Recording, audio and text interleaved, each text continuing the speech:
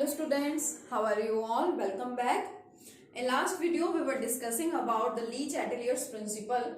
हम लोग पढ़ रहे थे फैक्टर्स अफेक्टिंग इक्विलिब्रियम और मैंने आपको बताया था कि मेन हमारे पास 5 फैक्टर्स होते हैं जो कि इक्विलिब्रियम को अफेक्ट करते हैं. फर्स्ट क्या था? Effect of change in concentration. Concentration affect करती है. टेम्परेचर का इफेक्ट, प्रेशर का इफेक्ट. अगर हम कैटालिस्ट ऐड कर दें इक्विलिब्रियम की प्रोसेस में तो उसका क्या इफेक्ट होगा, और अगर हम लोग कोई इनर्ट गैस को ऐड करेंगे तो उसका क्या इफेक्ट होगा. ये टोटल 5 फैक्टर्स हैं जिसमें से effect of change of concentration, effect of change in temperature and effect of change in pressure, ये सब हम लोग किस चीज से समझ सकते हैं? इसको हम लोग समझ सकते हैं with the help of Le Chatelier's principle जो हमने कल देखा था. ठीक है, एग्जांपल्स के साथ मैंने आपको एक्सप्लेन किया था. अभी next concept effect of addition of catalyst को पढ़ने से पहले एक और छोटा सा इफेक्ट है जो मैं आपको यहाँ पे बताना चाहूंगी. Effect of change in volume. Actual में ये चेंज इन वॉल्यूम का कोई अलग से इफेक्ट नहीं है, अलग से कोई फैक्टर नहीं है, लेकिन हम लोग एडिशन ऑफ इनर्ट गैस जब पढ़ेंगे उसके अंदर वॉल्यूम का मतलब वॉल्यूम से कुछ रिलेशन होगा वहां पे. तो आप इस कंसेप्ट को पहले अच्छे से समझ लीजिए. ठीक है, जिसने पहले लास्ट वाला लेक्चर नहीं देखा है वो पहले उस लास्ट वाले लेक्चर को देखेंगे, अदरवाइज आपको ये कंसेप्ट कुछ भी समझ में नहीं आएगा. ठीक है, तो स्टार्ट आपको देखना बहुत जरूरी है. ली-चैटेलियर्स प्रिंसिपल को आपको समझना बहुत जरूरी है, उसके बाद ही आप इन रिमेनिंग फैक्टर्स को पढ़ पाएंगे. ठीक है, तो अब सबसे पहले देखते हैं effect of change in volume.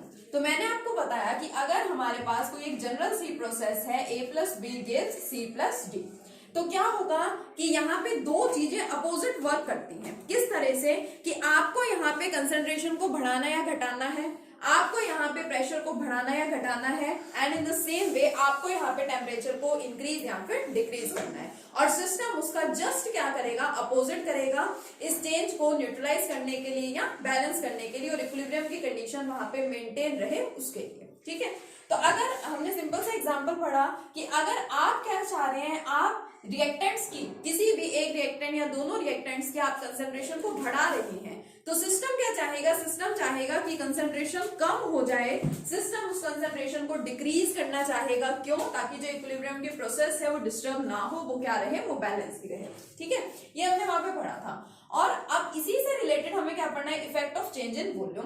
कि मान लीजिए यहाँ पे क्या हो रही है? वॉल्यूम चेंज हो रही है. एक्चुअल में ये जो वॉल्यूम वाला केस है it is related to the concept of pressure. Pressure से ही इसका रिलेशन है. क्यों? क्योंकि हम लोगों ने कंसेप्ट पढ़ा हुआ है अपनी 5th यूनिट में ही, PV is equal to constant. Pressure volume का जो प्रोडक्ट होता है वो क्या होता है? कांस्टेंट होता है. फर्स्ट लॉ हमने पढ़ा था, फर्स्ट गैस लॉ जो था हमारा बॉयल्स लॉ, जिसके accordingly pressure and volume are inversely proportional to each other. यानी अगर हम लोग कहीं पे भी वॉल्यूम के अंदर चेंज की बात करेंगे तो डेफिनेटली हम वहां पे प्रेशर के अंदर भी चेंज की बात कर रहे हैं, क्योंकि दोनों एक दूसरे के क्या होते हैं? इनवर्स होते हैं. अब मान लीजिए आप क्या कर रहे हैं? आप वॉल्यूम को सपोज डिक्रीज कर रहे हैं, तो मैं लिख दूं इफ वॉल्यूम इज डिक्रीज्ड. ये आपने किया है. ठीक है, इफ वॉल्यूम इज डिक्रीज्ड, आप वॉल्यूम को क्या कर रहे हैं? डिक्रीज कर रहे हैं. ठीक है, वॉल्यूम डिक्रीज होने का मतलब कि प्रेशर इज इंक्रीज्ड. प्रेशर क्या हो गया है? इंक्रीज हो गया, because pressure and volume are inversely proportional to each other. क्योंकि प्रेशर और वॉल्यूम क्या होते हैं? इनवर्सली प्रोपोर्शनल होते हैं. इसलिए अगर आपने वॉल्यूम को घटाया है तो ऑब्वियसली वहां पे प्रेशर क्या होगा? बढ़ेगा. और अगर आप वॉल्यूम को बढ़ा देंगे तो वहां पे प्रेशर क्या हो जाएगा? घट जाएगा. ये तो वो वर्क है जो आप कर रहे हैं. अब सिस्टम क्या करेगा? सिस्टम उसका जस्ट अपोजिट करेगा. सिस्टम क्या चाहेगा?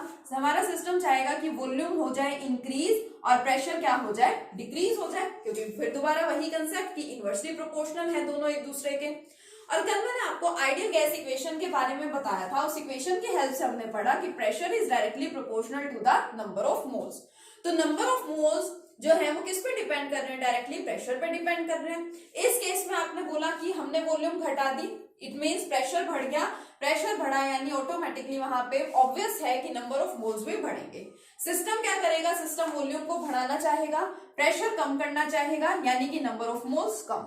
इसका मतलब इक्विलिब्रियम अपने आप को उस डायरेक्शन में शिफ्ट कर लेगा जहां पे नंबर ऑफ मोल्स क्या होंगे? कम होंगे. तो वॉल्यूम को भी यहाँ पे हम क्या बोल सकते हैं? डायरेक्टली रिलेट कर सकते हैं नंबर ऑफ मोल्स के साथ. तो अगर आपने वॉल्यूम को घटाया है तो इक्विलिब्रियम किस डायरेक्शन में शिफ्ट होगा? जहां पे नंबर ऑफ मोल्स भी क्या हो जाएंगे? घट जाएंगे. कभी भी यहाँ पे कंफ्यूज नहीं होना कि प्रेशर भी नंबर ऑफ मोल्स के डायरेक्टली प्रोपोर्शनल है और वॉल्यूम भी डायरेक्टली प्रोपोर्शनल है. ठीक है, वो डायरेक्टली प्रोपोर्शनल हम किस वे में बोल रहे हैं? इस तरीके से इस कंसेप्ट को अच्छे से समझो, उसके बाद आपको पता चलेगा कि हम क्यों कह रहे हैं ये डायरेक्टली प्रोपोर्शनल है। और एक्चुअल में हम यहाँ पे ये बोल ही नहीं रहे कि डायरेक्टली प्रोपोर्शनल है, हम तो ये कह रहे हैं कि अगर यहाँ पे वॉल्यूम आप घटा रहे हैं तो सिस्टम अपने आप को उस डायरेक्शन में, मींस जो आपका इक्विलिब्रियम है वो अपने आप को उस डायरेक्शन में शिफ्ट कर लेगा जहां पे नंबर ऑफ मोल्स क्या हो जाएंगे, डिक्रीज हो जाएंगे। तो आपका ये सिंपल सा कंसेप्ट एक वॉल्यूम का है जो आपको समझना बहुत जरूरी है। तो हमने effect of change in concentration पढ़ा, प्रेशर पढ़ा, टेम्परेचर पढ़ा और इसी से रिलेटेड हमने कंसेप्ट पढ़ा वॉल्यूम का। ठीक है, नेक्स्ट है हमारे पास effect of addition of catalyst. Okay, now next concept is effect of addition of catalyst. अगर हम कैटालिस्ट को ऐड करें तो क्या इफेक्ट वहां पे पड़ेगा। ठीक है, ये हमें यहाँ पे नेक्स्ट इफेक्ट अब देखना। Okay, so next is effect of addition of catalyst. कि अगर हम क्या करें कि इक्विलिब्रियम के प्रोसेस में अगर हम किसी कैटालिस्ट को ऐड कर दें तो इक्विलिब्रियम पे क्या इफेक्ट पड़ेगा। कंसेप्ट को अच्छे से समझना, हम यहाँ पे बोल रहे हैं कि इक्विलिब्रियम पे क्या इफेक्ट पड़ेगा, क्योंकि हम क्या पढ़ रहे हैं, फैक्टर्स अफेक्टिंग इक्विलिब्रियम पढ़ रहे हैं हम लोग। तो अगर मान लो आपके पास ये कोई रिएक्शन है A+B, ये आपके रिएक्टेंट्स है, इक्विलिब्रियम में है with products C and D, forward reaction as well as backward reaction हो रहे हैं, दोनों का रेट इक्वल है, तो आप क्या बोलेंगे, यहाँ पे इक्विलिब्रियम एस्टैब्लिश्ड है। ठीक है, इक्विलिब्रियम आपका यहाँ पे प्रेजेंट है। मैंने आपको इक्विलिब्रियम की कैरेक्टरिस्टिक्स में बताया था कि अगर हम यहाँ पे कैटालिस्ट को ऐड करते हैं तो कैटालिस्ट क्या करता है, a catalyst increases rate of forward reaction. Catalyst क्या करता है, rate of forward as well as, catalyst increases rate of forward as well as rate of backward direction. Catalyst का रोल क्या होता है, स्पीड इंक्रीज करने में, ठीक है, या फिर रेट इंक्रीज करने में। कैटालिस्ट क्या करता है, कैटालिस्ट तो सिर्फ रेट ऑफ द रिएक्शन को बढ़ाता है कि जो रिएक्शन आपका एब्सेंस ऑफ कैटालिस्ट में मान लो 5 घंटे में हो रहा है तो कैटालिस्ट को ऐड करोगे तो वो रिएक्शन सिर्फ 2 घंटों में क्या हो जाएगा, कंप्लीट हो जाएगा। तो कैटालिस्ट क्या करता है, catalyst only increases the rate of the reaction, rate मतलब की स्पीड ऑफ द रिएक्शन। और यहाँ पे 2 टाइप के रिएक्शन हो रहे हैं, forward reaction as well as backward reaction. तो अगर आपका कैटालिस्ट फॉरवर्ड रिएक्शन की स्पीड को बढ़ा रहा है तो वो बैकवर्ड रिएक्शन की स्पीड को भी क्या करेगा, उसी तरीके से बढ़ाएगा। ठीक है, जितनी फॉरवर्ड की स्पीड को बढ़ा रहा है, फॉरवर्ड के रेट को बढ़ा रहा है, उतने ही बैकवर्ड के रेट को या फिर बैकवर्ड की स्पीड को भी वो रिएक्शन क्या करेगा, बढ़ा देगा। ठीक है, ओवरऑल इक्विलिब्रियम पे उसका कुछ इफेक्ट नहीं पड़ता।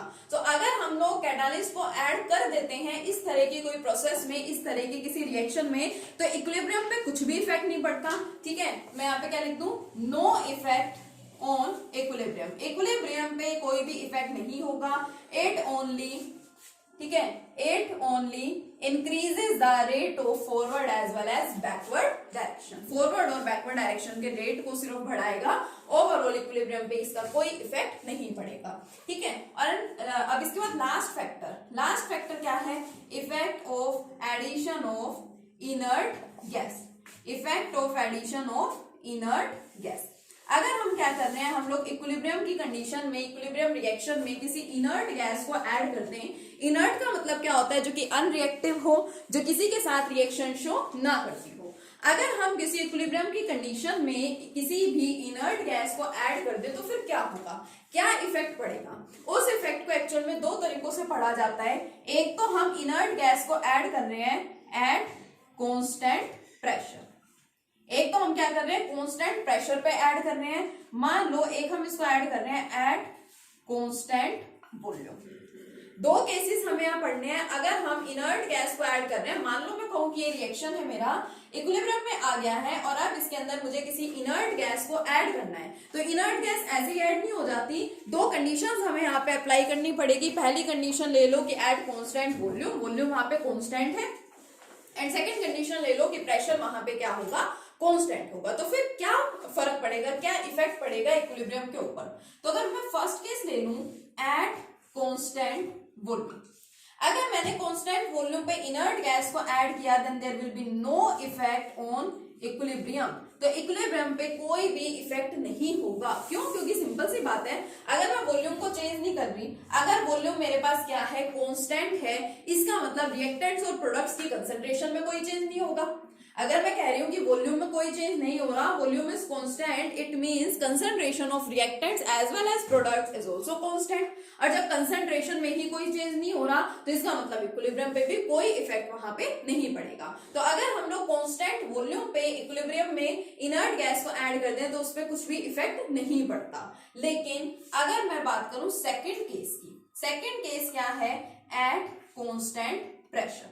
अब कांस्टेंट प्रेशर का केस जो है वो थोड़ा सा डिफरेंट है, थोड़ा सा अलग है। क्या केस है कांस्टेंट प्रेशर का कि वो देखिए वही वाला रिलेशन हमारा PV is equal to constant, ठीक है। प्रेशर वॉल्यूम का जो प्रोडक्ट है वो क्या है, कांस्टेंट है, ये तो अभी मैंने आपको बताया, ठीक है। तो ये आ गया कांस्टेंट प्रेशर। अब ये वाला जो रिलेशन है, ये रिलेशन कब सेटिस्फाइड रहेगा, कब मेंटेन रहेगा कि अगर आप प्रेशर को कांस्टेंट रखना चाहते हैं तो इट मींस यहाँ पे वॉल्यूम को क्या होना पड़ेगा, ऑटोमेटिकली वॉल्यूम को यहाँ पे बढ़ना पड़ेगा। ऑब्वियस सी बात है, अगर प्रेशर को आप लोग कांस्टेंट रख रहे हैं तो वॉल्यूम को क्या होना पड़ेगा, इंक्रीज होना पड़ेगा। और वॉल्यूम को हम अभी डायरेक्टली रिलेट करके आए हैं नंबर ऑफ मोल्स से। तो अगर हम इक्विलिब्रियम की कंडीशन में कांस्टेंट प्रेशर पे क्या कर रहे हैं, इनर्ट गैस को ऐड कर रहे हैं, तो वहां पे वॉल्यूम बढ़ जाएगी। अगर वॉल्यूम बढ़ जाएगी तो इक्विलिब्रियम कहां शिफ्ट होगा, equilibrium will shift in the direction, ठीक है। कहां शिफ्ट होगा, देखिए equilibrium will shift in the direction where number of moles are increasing.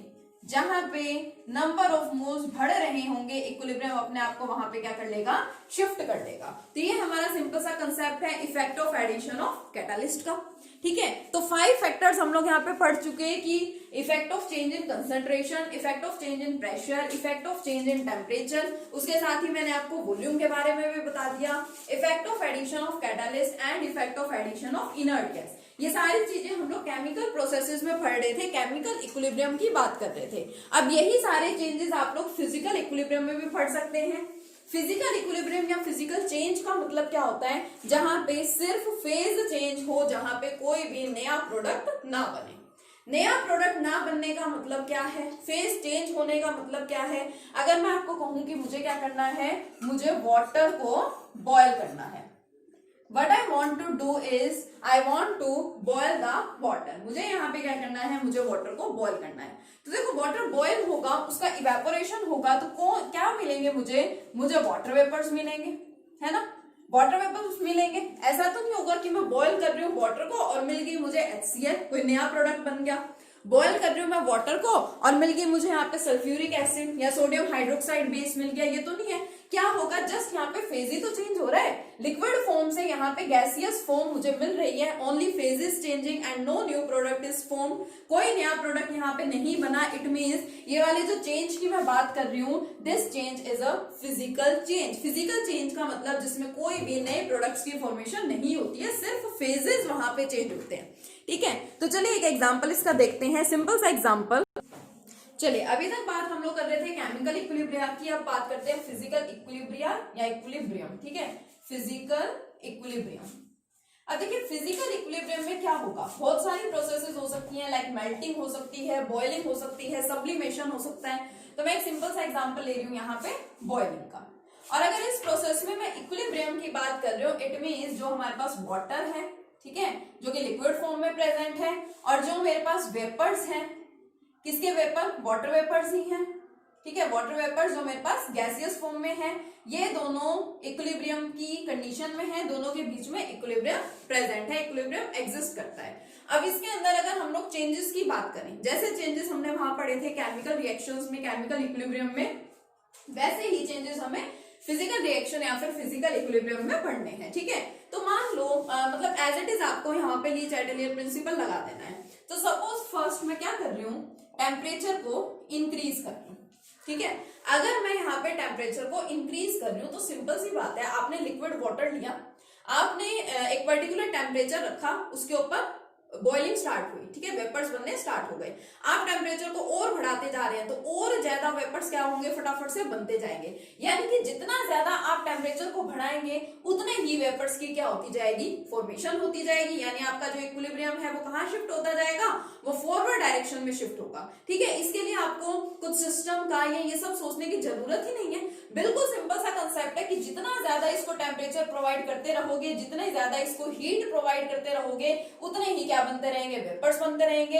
Vapours बनने का मतलब फॉरवर्ड रिएक्शन हो रहा है, तो हम क्या बोल सकते हैं, equilibrium will shift in the forward direction. Equilibrium क्या होगा, इक्विलिब्रियम फॉरवर्ड डायरेक्शन में शिफ्ट हो जाएगा, ठीक है। ये तो बात हुई टेम्परेचर की। अगर आप टेम्परेचर को घटा देंगे तो क्या होगा, तो इसका अपोजिट हो जाएगा, ठीक है। कि जब वेपर्स बन रहे हैं तो आप अगर टेम्परेचर रिड्यूस कर देते हैं तो वो वेपर्स क्या हो जाते हैं, कंडेंस हो जाते हैं, और कंडेंस होकर के दोबारा से क्या बना लेते हैं, लिक्विड बना लेते हैं। इसी तरह से आपका कंसेप्ट प्रेशर का, मान लो अगर प्रेशर बढ़ रहा है, तो अगर प्रेशर बढ़ रहा है इट मीन सिस्टम चाहेगा कि प्रेशर घट जाए। प्रेशर घटने का मतलब कि सिस्टम अपने आप को वहां पे शिफ्ट करेगा, इक्विलिब्रियम अपने आप को वहां पे शिफ्ट करेगा जहां पे नंबर ऑफ मोल्स क्या होंगे, कम होंगे। ऑब्वियसली नंबर ऑफ मोल इस केस में कम है ना, यहाँ पे तो वेपर्स बनते जा रहे हैं, नंबर ऑफ मोल्स बढ़ते जा रहे हैं, तो इस केस में क्या होगा, equilibrium will shift in backward direction, ठीक है। अब मैंने आपको एक फिजिकल प्रोसेस का भी एग्जांपल बताया, हम लोगों ने केमिकल इक्विलिब्रियम के केस में भी बहुत डिटेल में डिस्कशन किया था। Now it is your work. बाकी की जो फिजिकल प्रोसेसेस हैं, फिजिकल इक्विलिब्रियम है, उसमें किस तरह से आप इनको रिलेट करेंगे एक दूसरे से, एंड जो एग्जांपल्स आपकी बुक में गिवन है उन एग्जांपल्स को आपको अच्छे से करके देखना है, ठीक है। वो आप खुद से कंसेप्ट अप्लाई करेंगे, दोनों तीनों वीडियोस को देखेंगे पहले अच्छे से, ठीक है, और सारे जो लीच एटेलियर प्रिंसिपल का कंसेप्ट है वो सभी एग्जांपल्स पे अप्लाई करेंगे। उसके बाद आपको कुछ प्रॉब्लम होगी तो आप मुझसे पूछेंगे, ठीक है। अदरवाइज नेक्स्ट वीडियो में हम स्टार्ट करेंगे अपना next concept. Okay, thank you.